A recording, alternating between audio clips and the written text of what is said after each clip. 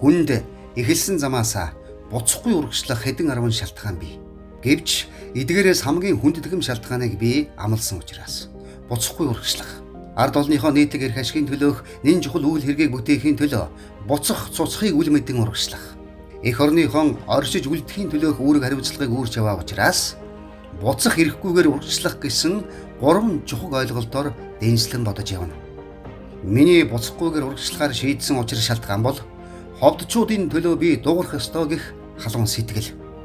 Овс, ховд, говь алтай завхан гээд баруун бүсийн баруун монголчуудын эрхэмлэх үнэт зүйл өв соёл, эрэлхэг эх оронч мөн чанарын хүчийг төрд чин шударгаар төлөөлж чадна гэх өөрөмсөг бодол зорилго мөн юм а.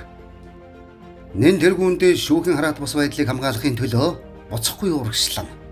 Үндсэн хуулийн заасан газрын дорох баялаг нийт ард түмний өмч гэдэг зүйл заалтыг амьдрал дээр хэрэгжүүлэх хүртлээр зорьсон замаасаа хазаахгүй, зогсохгүй, саадахгүй, эргэж буцахгүй урагшлана.